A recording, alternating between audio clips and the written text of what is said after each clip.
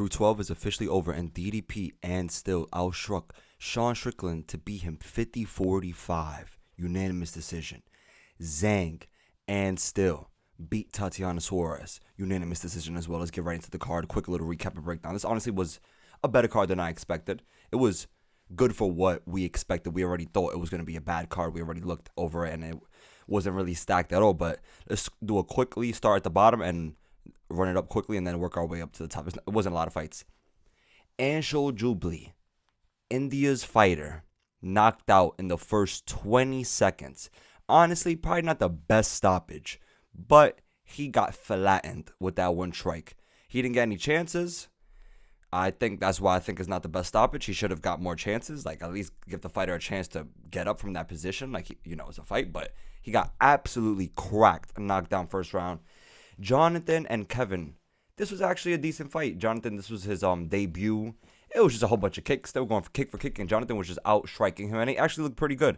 Good one for Jonathan. Nice little decision. Start off the fight. Nothing crazy. Rong Zhu and Cody Steele. This was fight of the night. This was an absolute war. This was a great fight. This was a good pick that I had for y'all if y'all peeped. I was going for Rong Zhu just because of the experience and everything else, and it really showed in the striking. Cody was just going for haymakers the whole time, just trying to knock Rong Zhu out with any strike, while Rong Zhu was being more calculated, more technical on the feet, striking. Kind of had like a Max Holloway boxing-esque style with the hands and popping him at a distance, and honestly looking really good. This was hands down fight of the night. They were going at it, but Rong Zhu hands down won. That was a good one for Rong Zhu. And Kobe Thickness versus Alexandre Topuria. Honestly, look, we got to see Alexandre Topuria, his first time in the UFC, his debut, versus Kobe. And Kobe looked good as well. Kobe training with Volk. Topuria's obviously training with Ilia Topuria, his brother. And it wasn't, I wouldn't say he got fraud checked, or it wasn't like, a letdown of a debut. It was just more of, it could be so many different factors that affect him, and so much different pressure that he has on him. Oh, being Ilia's brother, his UFC debut, all the pressure from just, not just being Ilia's brother, but the champion, and what happens if I get knocked out my first UFC debut, and I have not fought for so long. He had a big layover before he fought this fight, and he looked good.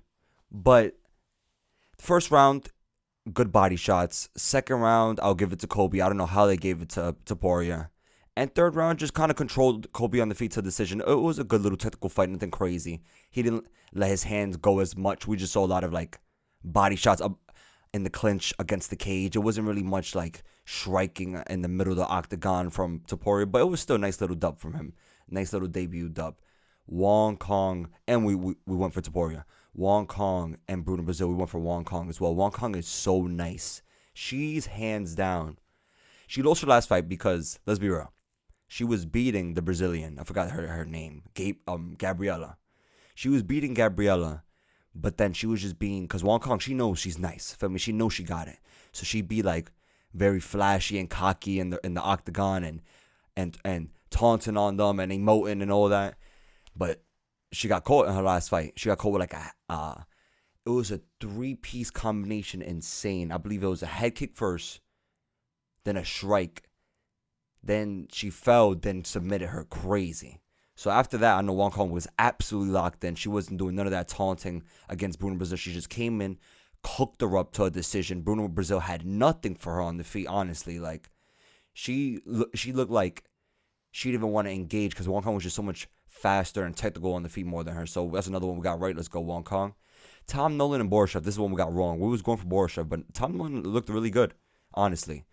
The height, the reach on the feet, he was mixing it up. The kicks, very active. He looked really good. There was some points where he was about to get submissions on Borishev.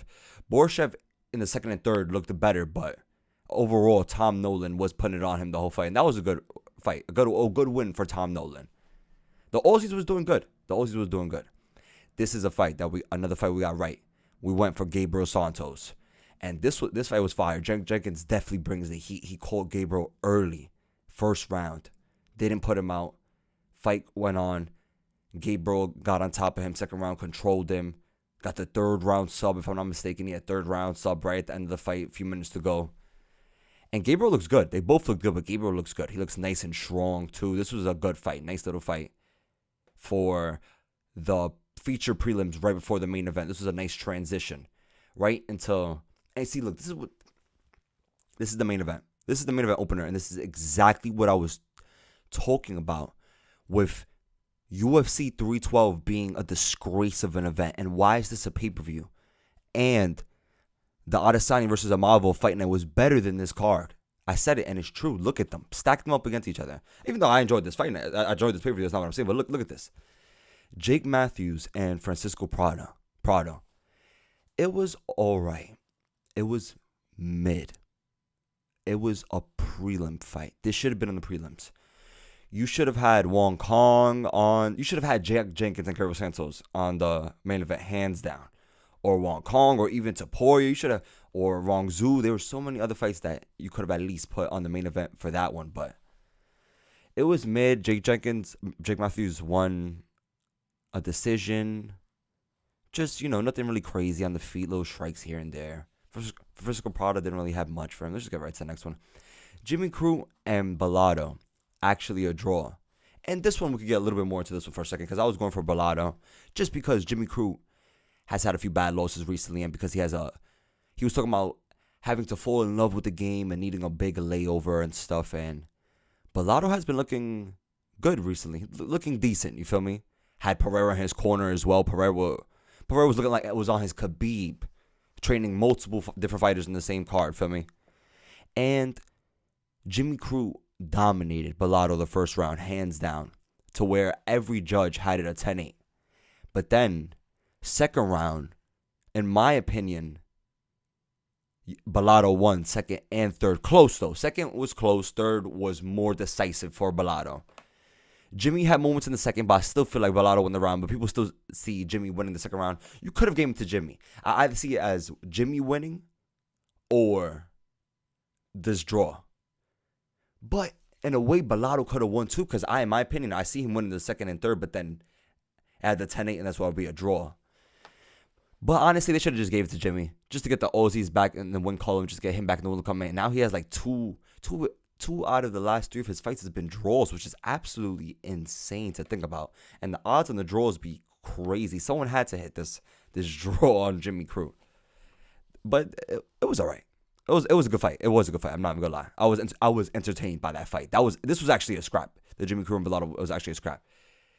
I had a 4-legger parlay. Obviously, I made my predictions, but then for me, wanting to shove it the little parlay, I'm like, yo, I'll do a little 4-legger because I try not to get too crazy. Because let's be real, come on. I had Wong Kong, Talison Teixeira, Zhang, and DDP. Come on. Justin Tafa and Talison Teixeira. I was looking at this one and I'm thinking, obviously Tafa has the UFC experience. Talison, though, is undefeated. He has MMA experience as well. It was Teixeira was 7-0 to Tafa 7-4. So I'm thinking Tafa doesn't even have that many more fights of him, and they're all losses compared to Teixeira, who had I believe a 9 to 10 inch reach advantage, and he was 7 inches taller than him. I'm like, hold on. And he was talking about being more defensively sound because in the Contender Series fight, it was more of a war. He was like, yo, against Tafa, he just wants to be more locked in and not get hit as much. And I'm thinking yo, he's got the length. He's not whack. He's good. This is going to be a nice up-and-comer. I think if you give him a few good matchups and he's really locked in around, he really does what he has to do, this is going to be a next up-and-comer heavyweight. He went in there, first 40 seconds, KO, clean. The fight started. They're up against the cage. He went for a strike level change, pushed, grabbed onto Tafa, pushed him all the way against, they heavyweights, shot all the way against to the cage. Had him in the clinch, threw a good knee to Tafa's body, then clean elbow straight to Tafa's face. Dropped in, ground and pound, finish. Easy. This was a good fight. Teixeira could be a next little heavyweight prospect. Let's get more into the co-main and the main events, because this is the ones that really matter. Hold on, guys. Because let's be real. Let's really be real right now. This is so crazy that I got to take a pull for this, because we got to just let this ponder real quick. They had Zhang at the underdog plus money. You see this right here, plus 114. And there was a point where it was like, it went up to like 125. And Suarez was like a minus 150. And I'm like, oh my God. This is like another Marab moment, honestly. I'm like, how are they going to have Zhang? How are you going to have Zhang at an underdog? Tatiana was the fighter that a lot of the hardcore fans or the wannabe hardcore fans or even the fighters, the analysts was like, her grappling, she's undefeated. We thought that she was going to be a champion for so long and this is her chance. And I'm hearing all this and I'm like, hold on. Because this is so crazy to me. I got to take a pull. Because I thought I was bugging seeing Zhang at the underdog. I'm like, how is this possible? How is this possible? Tatiana was undefeated. She had great wrestling. She had incredible, like, stats and records when it came to the grappling, wrestling aspect of MMA. But Zhang is a two-time champion that's been active, that's been in wars, been there, done that. Close fights. She had losses, bounce back, dominations. While Tatiana has been battling injuries and been inactive over the years, Zhang put it on Tatiana for 5 rounds. The first round was close. You could give it to Tatiana. She controlled Zhang for the first few minutes, but then Zhang got top control and controlled the ending of the round for like the last 30, like the last minute and a half. And then after that, it was over. Tatiana had nothing for Zhang.